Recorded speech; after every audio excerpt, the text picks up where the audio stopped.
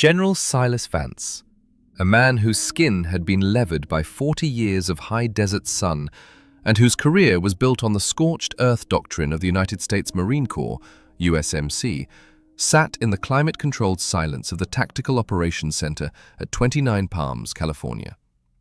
It was October 2021. Before him was a wall of 80-inch high-definition monitors displaying the digital battle space of the Mojave Desert. Twentynine Palms is a 932 square mile landscape of jagged granite, volcanic ash, and heat that can liquefy a soldier's resolve. It is the USMC's premier force-on-force laboratory. For decades, the American military had treated this terrain as a theater of symmetric dominance. They moved in massive Marine Air-Ground Task Forces, MAGTF, supported by the terrifying roar of the F-35 Lightning II, the heavy thud of 155mm M777 howitzers, and a logistics tail that stretched back to the Pacific. To General Vance, war was a math problem. More steel plus more data equals inevitable victory. But as he watched the blue and red icons on the digital map, he felt a cold, professional glitch in his understanding of reality. Exercise Green Dagger was supposed to be a routine validation of the USMC's Force Design 2030 doctrine. The American Red Force, consisting of over 1,500 Marines, supported by armored JLTVs, integrated electronic warfare suites, and persistent overhead drone surveillance, was defending a series of critical, objective points. Facing them was a blue force that included a small contingent of the British Royal Marines from 40 Commando. Vance leaned forward, his finger tracing a cluster of red icons representing a USMC infantry company. They were supposed to be hardened in a defensive position atop a ridge known as the Black Mountains. "Colonel," Vance said, his voice a low, gravelly rasp, "why is Echo Company's signal static? We have persistent Starlink coverage and encrypted mesh networking." "My data link says they are active, but their OODA loop has been flatlined for 20 minutes. Where are the Brits?" The USMC colonel beside him, a veteran of the Fallujah house clearings, looked at the screen with a mixture of confusion and suppressed anger. "General, the British Blue Force shouldn't be within 10 miles of that ridge. Our sensors, the ground-based acoustic sensors and the thermal orbits, should have picked up any vehicle movement 2 hours ago. They're 40 Commando. They're a light infantry unit. They don't have the heavy armor to push that slope. They're probably bogged down in the dead ground of the southern wadis." "They aren't bogged down, Colonel," Vance whispered, his eyes narrowing. "Look at the logistics feed. 3 of our JLTVs just had their kill lights activated, and Echo Company's command frequency has been hijacked. Someone is broadcasting the British national anthem on our encrypted net." At that moment, the SAS major, the British liaison officer who had spent the last 24 hours watching the American industrial war machine with a quiet, polite amusement, stepped out of the shadows. "General, if you're looking for 40 Commando, you won't find them on your thermal sensors," the major said, "and you certainly won't find them in your dead ground. They aren't pushing the slope. They inhabited it 6 hours ago. While your Echo Company was setting up their satellite dishes and their air-conditioned command tents, the Royal Marines were moving in 4-man snake formations through the granite cracks. They didn't bring vehicles. They brought maps, compasses, and the realization that your technology is a lighthouse for anyone who knows how to look." This was the beginning of what the Pentagon would later call the Mojave Humiliation. It was the moment the USMC realized that their $13 billion integrated battlefield was not a weapon, but a liability. To understand the hardcore reality of Exercise Green Dagger, you have to understand the literal strike doctrine. While the Americans were focusing on information overmatch, trying to see everything all the time, the Royal Marines were focusing on signature management.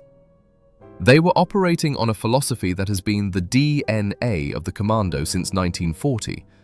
Small is lethal. The Royal Marines had arrived at Twentynine Palms with what General Vance considered an archaic equipment loadout. They didn't have the wrist-mounted GPS screens. They didn't have the heavy, power-hungry thermal goggles that required a constant supply of lithium batteries. They had the L85A3 carbine, or the newer L119A2 in specialized units, lightweight plate carriers, and a mindset that treated the Mojave not as a data space, but as a biological environment. The thinking soldier in the desert, the Major explained to Vance. In the American system, a Marine is taught to trust his sensor. If the sensor says the ridge is clear, the ridge is clear. In the Royal Marines, we teach them to trust the anomaly. We teach them that if the ridge looks clear, that's exactly where the ghost is standing. 40 Commando didn't try to outfight your Marines, they outthought them. They realized that every time your Marines used their radios, they were sending out an electronic flare that could be triangulated with a $50 commercial receiver. They didn't even need our high-end EW, electronic warfare, gear. They just listened to the noise of your confidence. Vance watched as the red icons on the map began to vanish, killed in the simulation. The Royal Marines had infiltrated the Echo Company perimeter in the dead of night. They didn't use flashbangs. They didn't use the loud, dynamic entry methods favored by the American raiders. They used individual initiative. 2 Royal Marines had managed to crawl into the Echo Company, TOC, Tactical Operations Center, while the American staff were analyzing a 3D render of the battlefield. The Brits had captured the American CO, placed a simulated charge on the primary server rack, and vanished back into the granite before the sentries even realized the door had been opened. The humiliation wasn't the kill count, Thorne noted in his declassified assessment. It was the ease of the penetration. 1,500 American Marines, equipped with the most advanced detection technology on Earth, were being dismantled by 40 British Commandos, who were essentially digital ghosts. The Americans were looking for a symmetric threat, a tank, a truck, a squad. They weren't looking for a man who had spent 4 hours moving 6 inches at a time, controlling his breathing, and using a piece of grey burlap to hide his thermal signature from the satellites. Vance turned to the British Major. How do you maintain that level of discipline for 5 days in 110-degree heat? My guys have the best hydration systems, the best cooling gear. The Brits are carrying 50 pounds of water and iron. They should be heat casualties by now. They aren't heat casualties, because they were forged in a place that makes the Mojave look like a resort, the Major replied. They were forged at Limpstone. They survived the 30-miler across Dartmoor. They survived the Tarzan course. They survived a selection process where the standard is minimum support. We don't give them cooling gear, General. We give them institutional resilience. We teach them that the body is just a tool, and if the tool is hot, you use it anyway. You are seeing the regimental DNA of 1664 meeting the systemic bureaucracy of 2021. And right now, the DNA is winning. But the hardcore reality was about to get worse for General Vance. The Royal Marines weren't just clearing the ridges. They were harvesting the American machine. They had captured a USMC LTV, a $400,000 armored vehicle, and were now using its own encrypted Blue Force tracker to find the locations of every other American unit in the desert. The thinking soldier had turned the American full-spectrum dominance into a full-spectrum trap. Vance looked at the map again. he saw the blue force icons moving with a speed and aggression that defied the American tactical manuals. They were decapitating the American command structure. "Colonel," Vance said, his voice trembling with a mixture of rage and professional awe, "shut down the net. Shut it all down. If we can't trust our data, we go manual. Tell every unit to revert to voice radio and paper maps." "We can't, General," the colonel replied, his face pale. "The Brits have already jammed the backup frequencies, and our Marines, they haven't used a paper map in 18 months. They don't know the grid reference for their own position." The major smiled. "That, General, is the difference between a Marine and a Commando. We have satellites, but we have guts. And in the Mojave, guts just took your lunch." As Part 1 closes, the Mojave Desert has become a shattered mirror for the USMC. The Royal Marines are standing in the American command hives, and the most powerful military machine on Earth is realized that in the next 48 hours, they aren't fighting a war. They are being subjected to a professional execution. General Silas Vance stared at the God-Eye monitor in the Twentynine Palms Combat Operations Center, COC. The digital interface was designed to provide total battle space awareness, a multi-billion-dollar promise that the fog of war had finally been conquered by the American microprocessor. On the screen, the American Red Force was represented by hundreds of sharp, crystalline icons: tanks, infantry squads, drone orbits, and logistics nodes. But the map was lying. He watched as a cluster of blue icons, the British Royal Marines of 40 Commando, moved with a fluid, erratic speed that bypassed every American tactical assumption. They weren't moving in a linear advance. They weren't following the phase lines established by the American exercise directors. They were teleporting through the electronic void. "Colonel," Vance said, his voice dropping into a dangerous, quiet register, "I'm looking at the Schuchart-Gordon MOUT, Military Operations in Urban Terrain facility. That's our primary command hive for the entire northern sector. We have a battalion-strength element of US Marines dug into those concrete blocks. We have thermal cameras on every rooftop. We have Raven drones providing a constant 360-degree perimeter. My screen says the facility is secure, but the British Major here just told me his men are already inside the inner sanctum. How is that possible without a single kinetic signature appearing on our ISR? Intelligence, surveillance, reconnaissance, grid."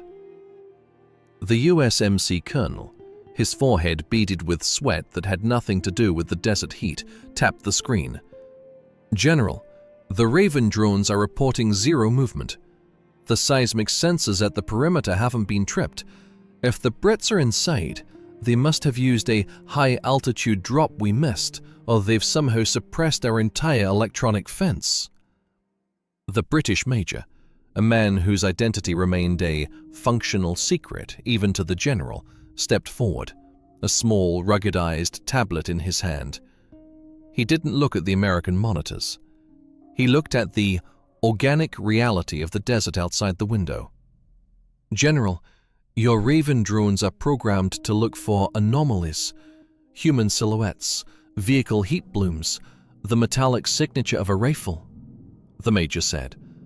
"But 40 Commando doesn't move like humans anymore. They inhabit the noise." While your Marines were relying on their digital green light to tell them they were safe, my sergeants were executing the littoral strike doctrine. They didn't suppress your fence, Colonel. They simply walked through the gaps that your software was designed to ignore.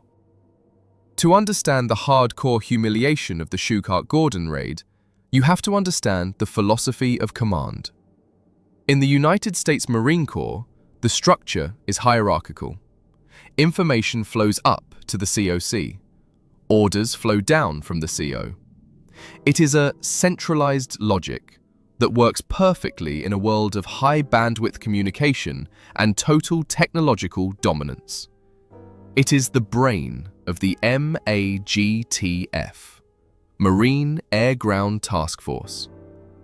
But the Royal Marines operate on the Commando initiative. In the British system, a sergeant, a man who has spent 12 years in the mud of Limpstone and the snow of the Arctic, is not an executor of orders. He is a strategic decision-maker. During the approach to Shughart Gordon, a British sergeant named Mac had noticed that the American persistent surveillance had a 1.2-second refresh lag in its mesh network. Mac didn't call back to a headquarters to ask for permission to exploit this. He didn't wait for a digital green light. He looked at his four-man team, signaled a silent move, and they exploited the lag. They moved between the data frames of the American drones. They were digital ghosts long before they reached the concrete walls of the city.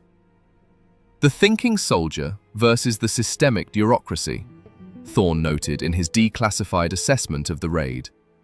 The American officers were paralyzed, waiting for the COC to verify the Blue Force locations. The British sergeants were already inside the OODA loop. They were making strategic gambles on the ground that the American colonel wouldn't have dared to make without a satellite confirmation. While the American CO was looking at a 3D render of the city, Mac was looking at the shadows under the American rooftop sensors. The infiltration was an exercise in acoustic and electronic discipline. The Royal Marines had powered down. They had turned off their radios, their GPS units, and even their digital watches. They were using line-of-sight hand signals and the regimental glide. They entered the Shughart Gordon facility through a drainage culvert that the American engineers had deemed unnavigable for a man carrying a full combat load. But 40 Commando doesn't carry a full American load. We saw the contrast in the gear, Graham explained, his eyes reflecting the blue light of the monitors. The US Marines were carrying 70 pounds of gaskets and gadgets, backup batteries, heavy ballistic plates, extra hydration bladders. They were industrial soldiers. The Royal Marines were stripped down. They were carrying 35 pounds of kill capability. They had sacrificed the safety net of the American armor for the lethality of speed. They moved through that culvert like snakes through a pipe. By 2 o'clock, they were inside the American command hive, and they were still invisible. The moment of the humiliation occurred in the heart of the Shughart Gordon facility, the American Battalion HQ. The American commander, a lieutenant colonel who had spent 6 months preparing his digital defense, was sitting at a map table with his staff. They were discussing the infiltration risk of the southern wadis. They were confident. They had full spectrum awareness. They were looking at their Blue Force trackers, BFT, which showed their own troops as solid, comforting dots. The door to the command room didn't explode. There was no flashbang. There was only the quiet click of a door latch. A British sergeant stepped into the room. He was covered in the grey dust of the Mojave, his L119A2 carbine at the high ready. Behind him were 3 other Royal Marines. They didn't scream. They didn't shout, "Freeze!" They simply indexed every man in the room. Mac walked to the American map table. He picked up the lieutenant colonel's coffee mug, placed a small blue sticker on the maps, representing a simulated high explosive charge, and said 4 words that would haunt the USMC for years. "You're all dead, sir." General Vance, watching the playback of the incident in the Twentynine Palms COC, felt a physical wave of professional nausea. They took a battalion HQ, with 4 men, in the middle of a secure facility. How did our biometric locks not flag them? How did the sentries at the door not see them? "Your sentries were looking at their monitors, General," the Major said. They were looking at the digital representation of the hallway, which the system told them was clear. They weren't looking at the physical hallway. 40 Commando didn't hack your locks. They hacked your psychology. They realized that your Marines have been trained to trust the machine more than their own senses. When the machine says all clear, the human brain goes into a passive state. We call it digital complacency, and in the Royal Marines, we weaponize it. But the raid was only the beginning of the literal strike demonstration. Once inside the HQ, Mac's team didn't retreat. They executed SSE, sensitive site exploitation, at a masterclass level. They didn't take the American rifles. They took the BFT, Blue Force Tracker tablets. They took the encrypted comms keys. By 300 hours, 40 Commando had a live feed of every American position in the Mojave Desert. The American industrial machine was now broadcasting its own destruction to the enemy. The literal strike doctrine, Graham whispered. It is about demassing. While the Americans were trying to consolidate their strength into massive hive points like Shugart-Gordon, the Royal Marines were fragmenting into small, lethal strike cells. They were using the American network to find the weak nodes. They were culling the American force one vehicle at a time. Vance watched as the blue icons on his map began to move with a speed that suggested they had already won the war. The Royal Marines were using a captured American JLTV, an armored vehicle, to move through the desert. Because the vehicle had a live BFT signal, every American checkpoint it passed simply waved it through. They thought it was friendly logistics. The Brits used that JLTV to infiltrate the American artillery battery at Point Bravo. They arrived at the battery, killed the sentries, placed simulated charges on the M777 howitzers, and drove away before the American gunners even knew they were under attack. One vehicle, one four-man team. They just neutralized an entire battery of 155mm artillery, Thorne noted. And they did it using the Americans' own system as their camouflage. It was a professional execution of a symmetric force by an asymmetric mindset. Vance turned to the British Major. Major, this isn't an exercise anymore. This is a systemic failure. My Marines are being eaten from the inside out. They're losing their will to act because they don't know who is blue and who is red. The system has become the chaos. Exactly, General, the Major said. That is the Littoral Response Group, LRG, philosophy.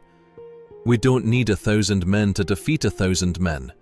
We only need 40 thinking soldiers who can shatter your trust in your own data. Once you can't trust the screen, you can't move. Once you can't move, you're just a target waiting to be harvested. Vance looked out over the Mojave. The sun was rising, a pale orange disk over the granite peaks. He realized that the USMC Force Design 2030 was a house of cards. It was built on the assumption of data integrity. 40 Commando had just kicked the table.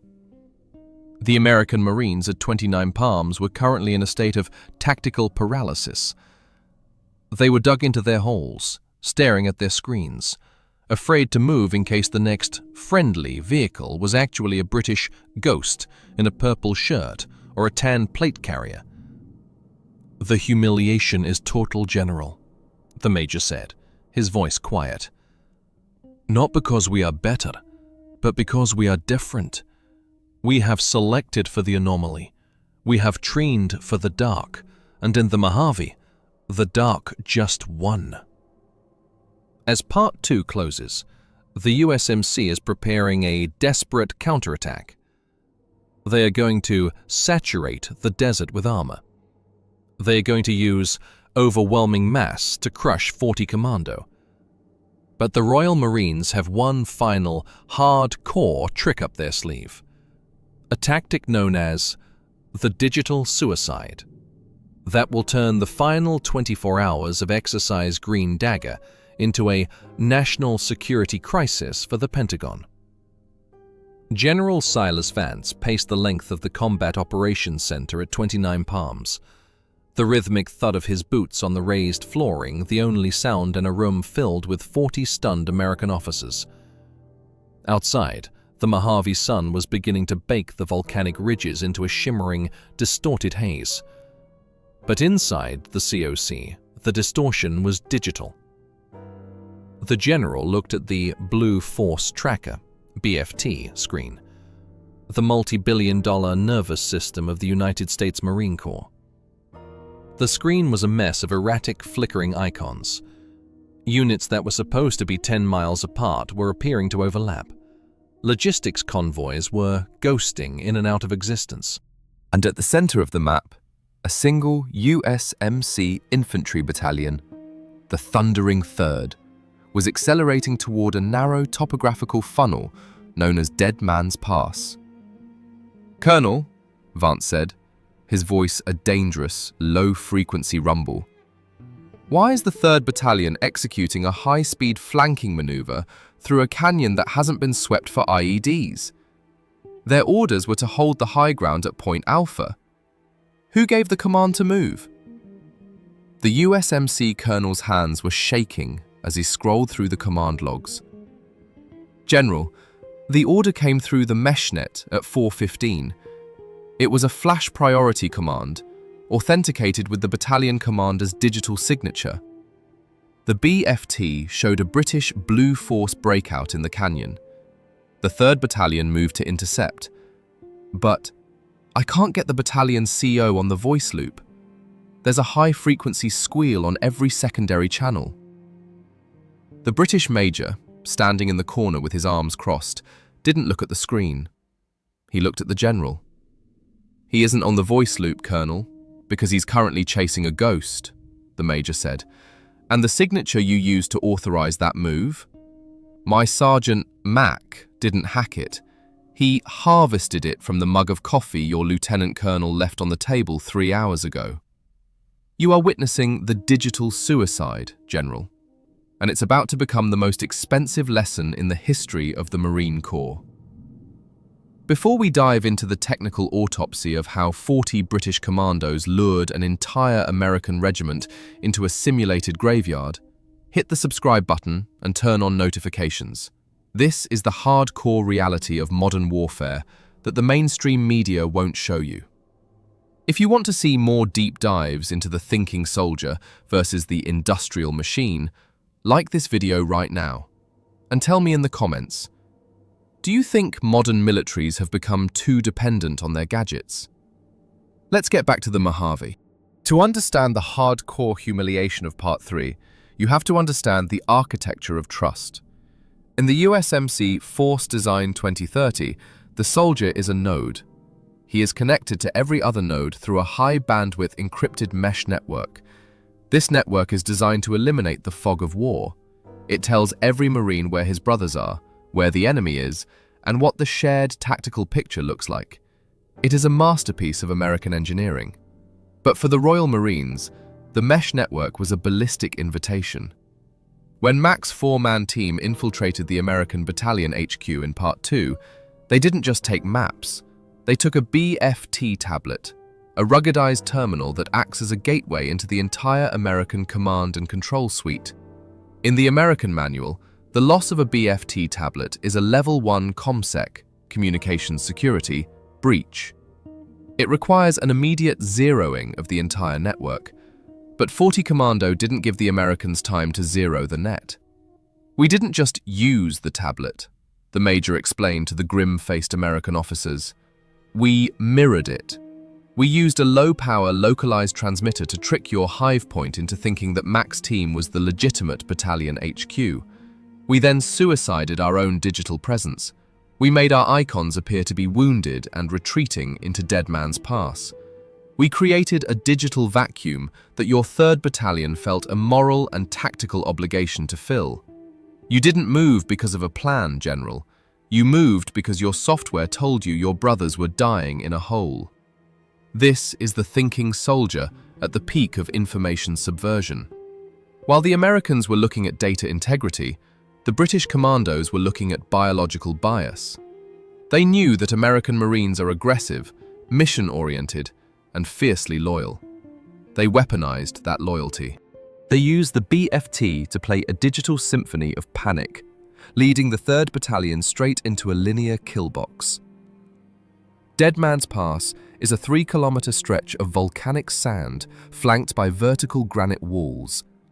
It is a tactical nightmare. It is a place where mass is a liability and armor is a coffin. As the 3rd Battalion's JLTVs and strikers roared into the pass, their blue force trackers showed a clear path. They were seeing green icons ahead, British units supposedly in distress. But the green icons didn't exist.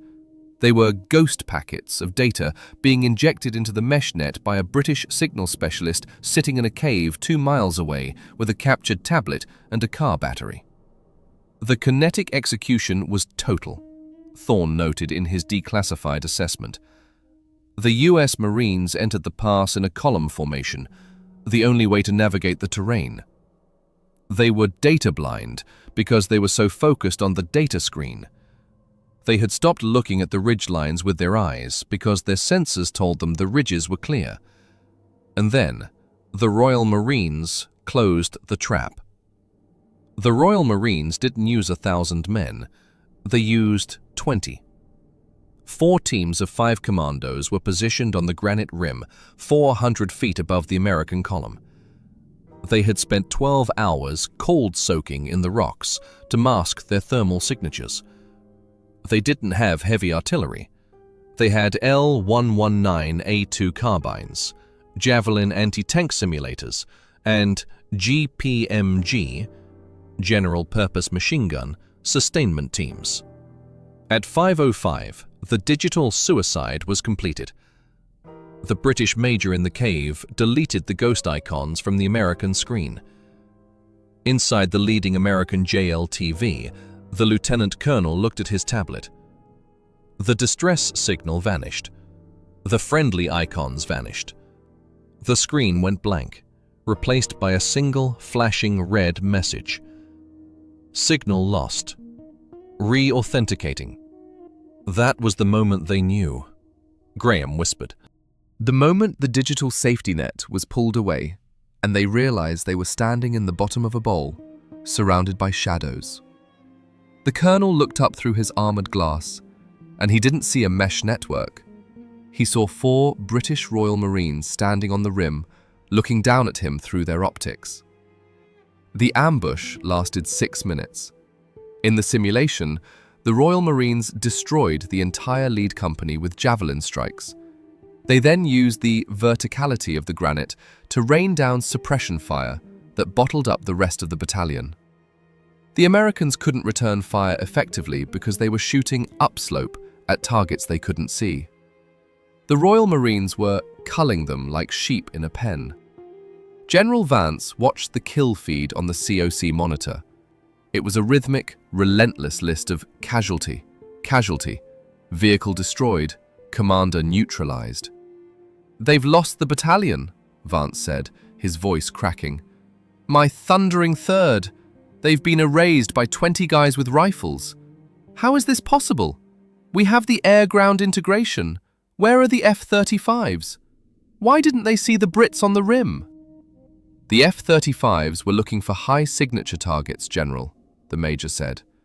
"They were looking for your captured JLTV. They were looking for the digital noise of a comms hub. They weren't looking for a man behind a rock with a piece of grey burlap. Your jets are strategic hammers, but 40 Commando is a tactical needle. You can't hit a needle with a hammer in the dark."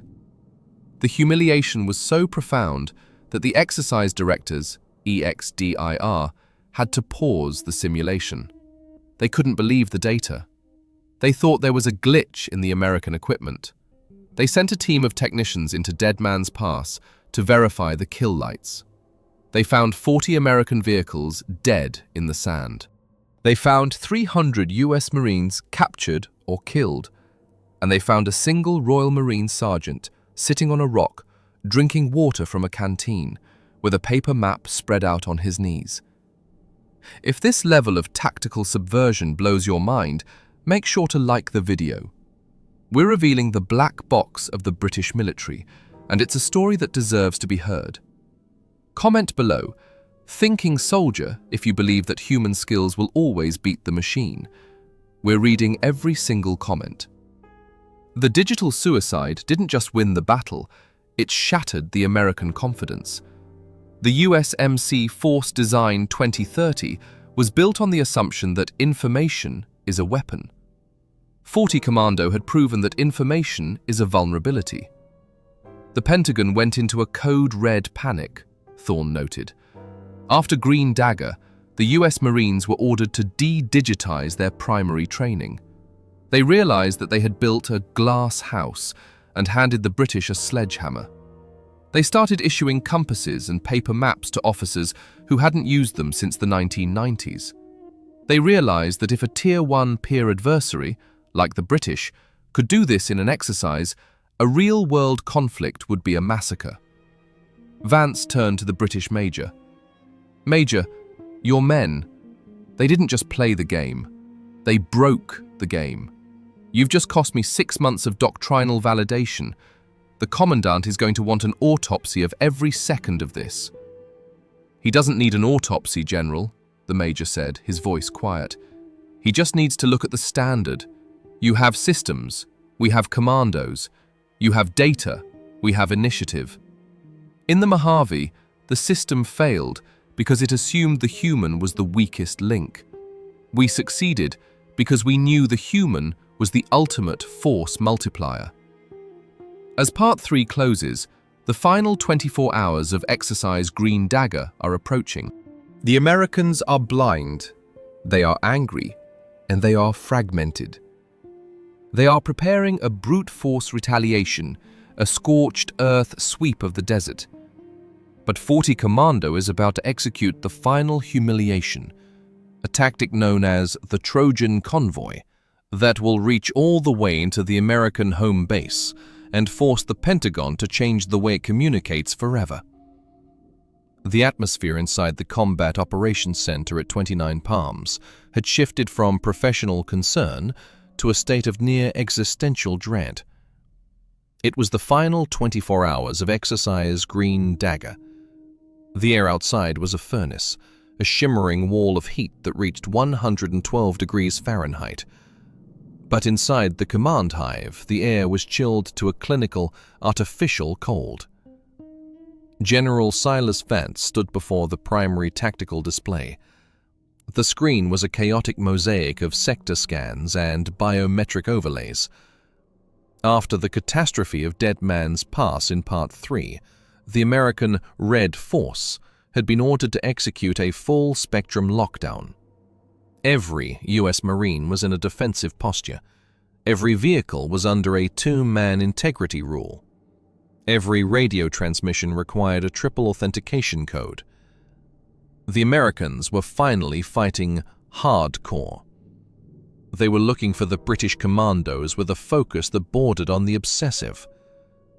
"Colonel," Vance said, his voice flat and dangerous, "I want the main operating base, MOB, at Wilson Airfield under a 360-degree hard cordon. If a coyote so much as sneezes within 5 miles of that flight line, I want an F-35 on top of it. We have half the air wing parked on that tarmac. V-22 Ospreys, CH-53 King Stallions, and a squadron of Lightnings.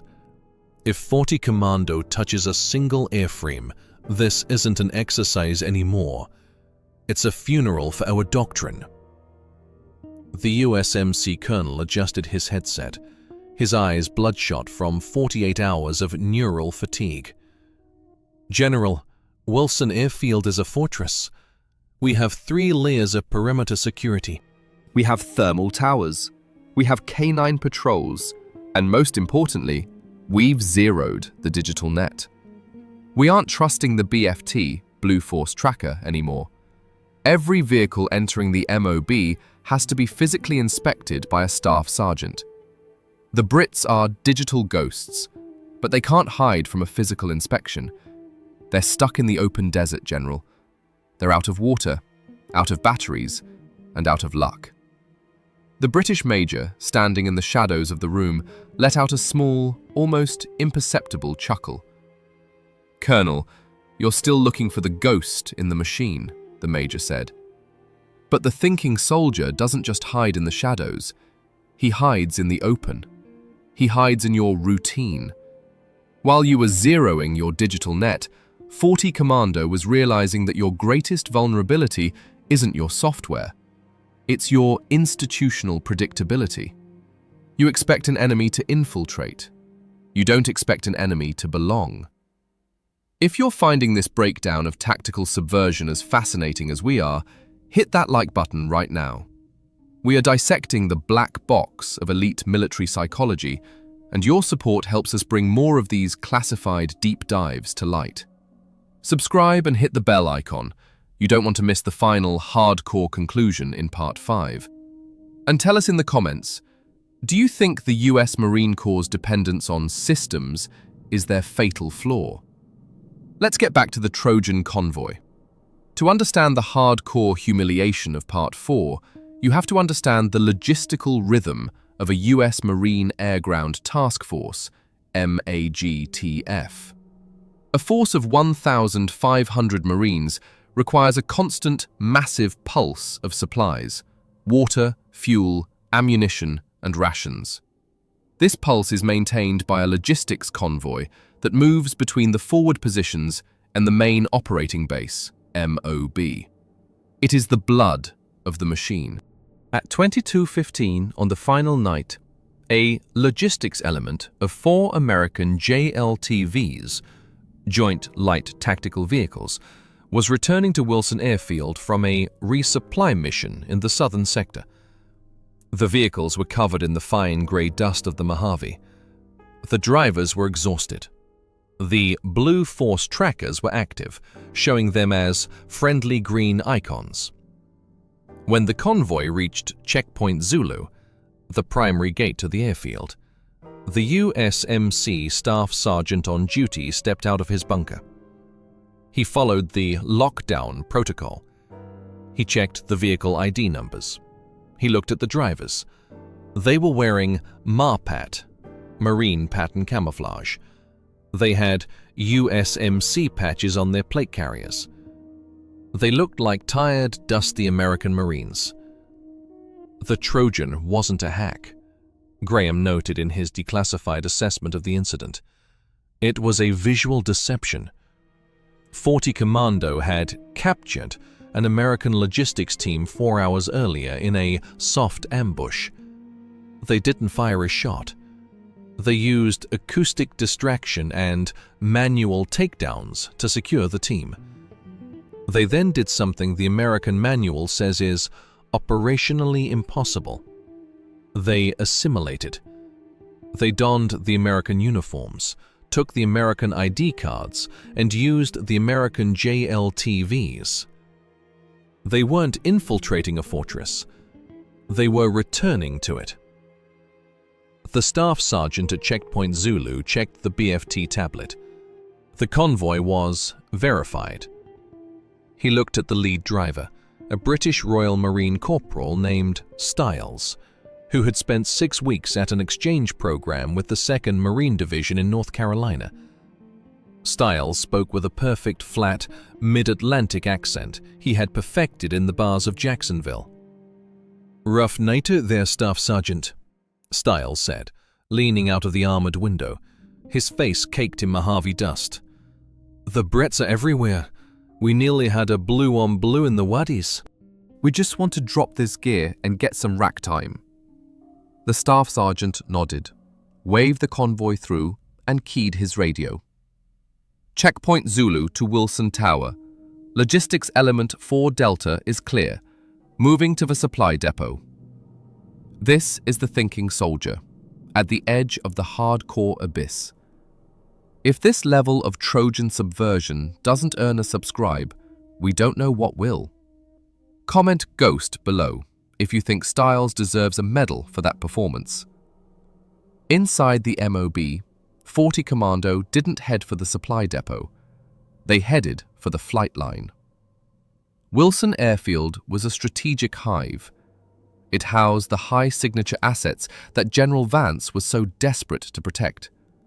Millions of dollars of aviation technology were parked in neat, symmetric rows on the concrete.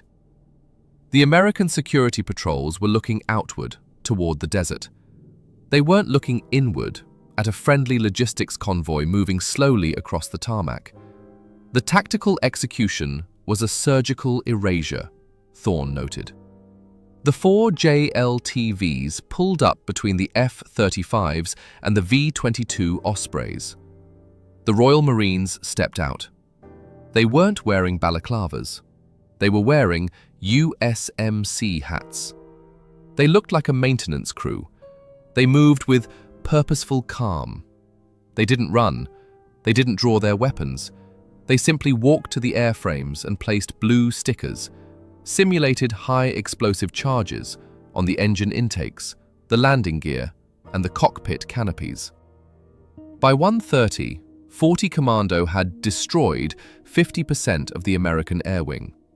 They had neutralized 8 F-35 Lightnings and 4 V-22 Ospreys. In a real-world conflict, this would have been a strategic catastrophe that would have grounded the entire MAGTF and left the American infantry without air cover for the remainder of the war. The humiliation reached its peak when Corporal Styles walked into the pilot's ready room. A dozen US Marine aviators were sitting in their flight suits, drinking coffee and discussing the British threat. They were confident. They were protected by 3 layers of hard cordon security. They were waiting for their tasking orders.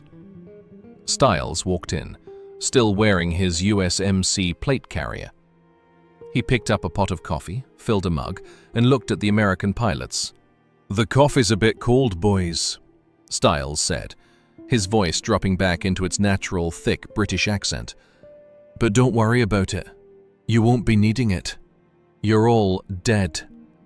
Your jets are burning on the tarmac, and 40 Commando is currently sitting in your command office, eating your biscuits." General Vance, watching the kill feed on the COC monitor in the Twentynine Palms headquarters, felt the world go silent. The screen was scrolling a relentless digital obituary of his strategic hub.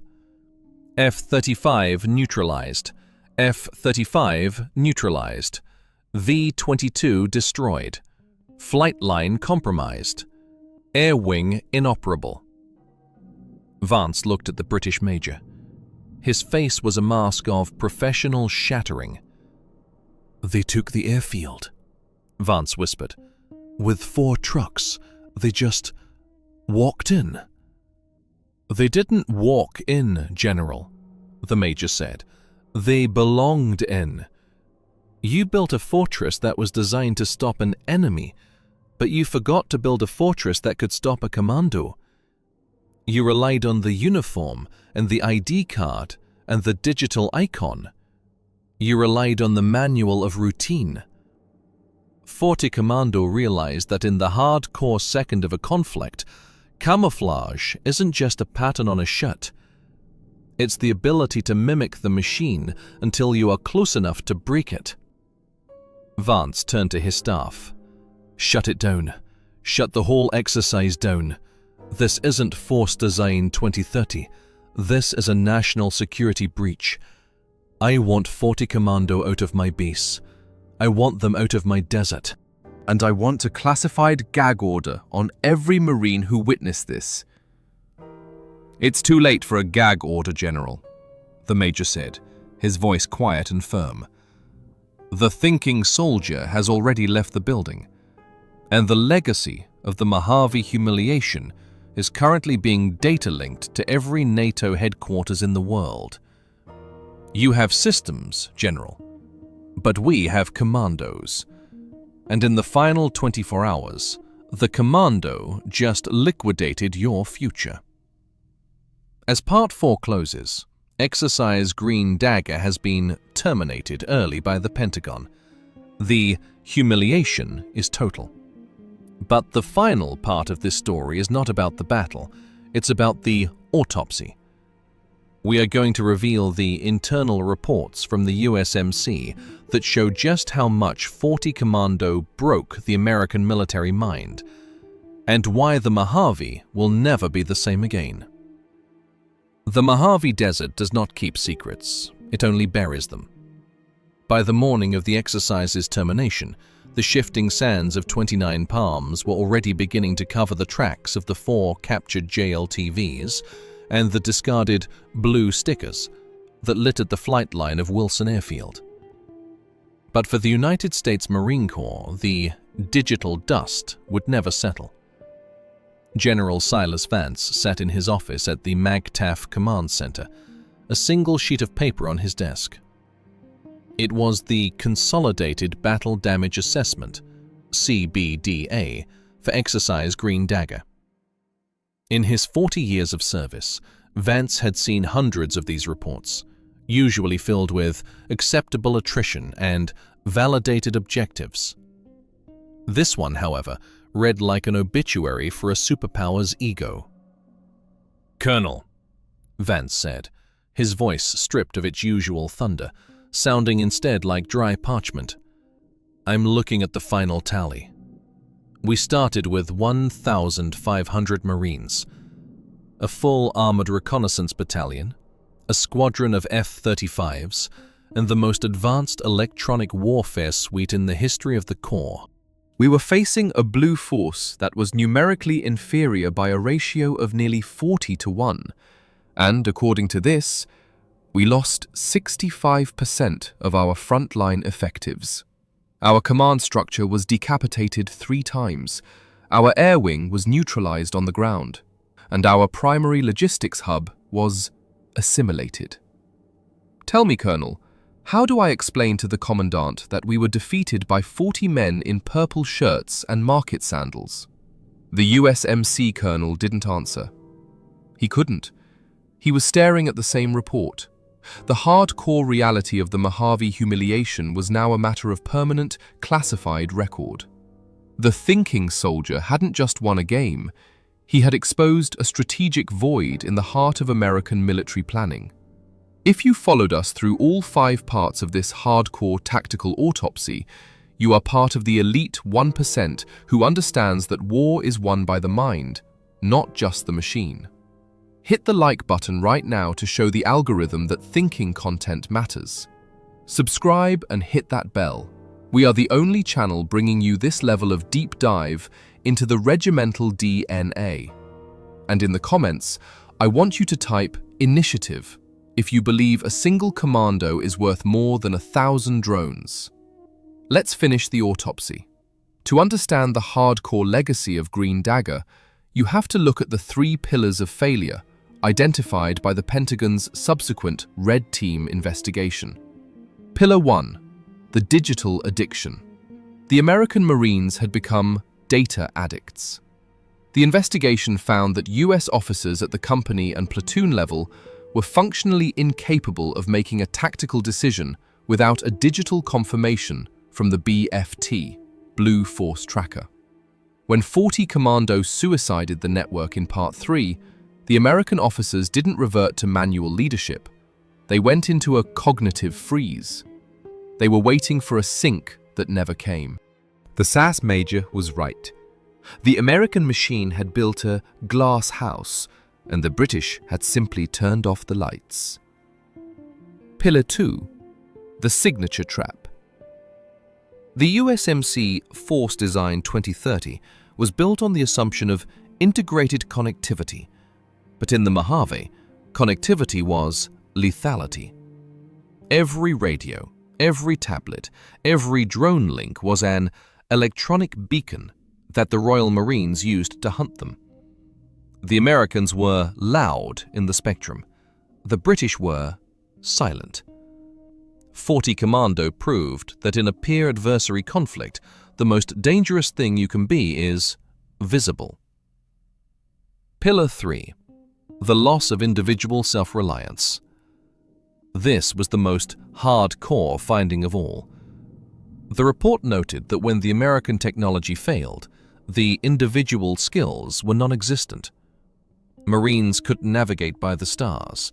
They couldn't read the anomalies in the granite. They had been trained to be nodes in a system, not commandos in a desert. 40 Commando, conversely, were individuals first, systems second. They could navigate with a paper map and a compass as easily as they could with a satellite. The thinking soldier versus the programmed Marine, Thorne noted in his final declassified summary. The British Royal Marines survived and won because they had been selected for their ability to function in a vacuum. The Americans were trained to function only within a hive. When the hive was Trojan horsed by the British in Part 4, the American Marine was left with no mental map for survival. He was a high-end sensor with no brain to interpret the data. General Vance looked at the British major. The major was standing by the window, watching the 40 Commando trucks being loaded onto the transport ships. The British were leaving as quietly as they had arrived. No fanfare, no medals, just a silent debrief. "Major," Vance said, his voice heavy with a new kind of respect. "Your literal strike doctrine. It's not about the boats or the carbines, is it? It's about the sovereignty of the sergeant. You've built a military where the lowest-ranking man has the authority to break the plan if he sees a better one. We've built a military where the general has to approve the color of the dirt." "Exactly, General," the major said. "The thinking soldier is a strategic asset because he is unpredictable. You can model a system. You can algorithm a drone swarm, but you cannot program a British sergeant who has decided that your Trojan convoy is his best way into your base. We don't invest in platforms, General. We invest in initiative. We build the man until he doesn't need the machine. And in the Mojave, your machines just met their master." The aftermath of Exercise Green Dagger sent shockwaves through the Pentagon. Within 6 months, the USMC commandant issued a directive for manual proficiency. American Marines were ordered to spend 40% of their field time offline. They were given paper maps. They were forced to navigate the Mojave with nothing but a compass and their own eyes. The digital safety net was being pulled away, 1 battalion at a time. But the hardcore truth is that you cannot train the Commando DNA in a 6-month cycle. It is a cultural evolution that has been running at Limpstone and Hereford since 1664. It is a selection of a specific type of human being, the one who dares to stand alone in the dark. The final score of the Mojave Humiliation was never officially released to the public. But those in the know whisper the numbers in the bars of Fatville and the backrooms of Whitehall. 1,500 U.S. Marines neutralized. $1.2 billion in simulated equipment losses. 0 British casualties. 1 shattered American doctrine. As 40 Commando boarded their transport, Corporal Stiles, the man who had talked his way through Checkpoint Zulu in Part 4, looked back at the volcanic ridges of Twentynine Palms. He didn't feel like a hero. He felt like a thinking soldier who had just finished a difficult day at the office. He checked the time on his simple analog watch, slung his L119A2 over his back, and walked up the ramp. General Silas Vance watched the ship disappear over the horizon. He turned back to his desk and picked up a paper map of the Mojave. He looked at it for a long time, trying to remember how to read the contour lines without a digital overlay. "We have the satellites, Colonel," Vance whispered.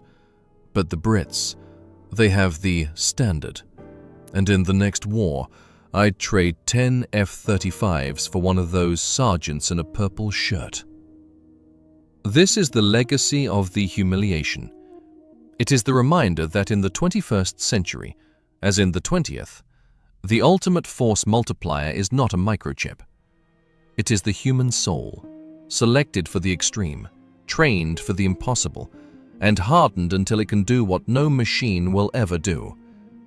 It can walk through your hard cordon. It can assimilate your routine. And it can liquidate your future while you're still looking at your screen. That is the system. That is the legacy. That is the Royal Marine Commandos. Per mare, per terram.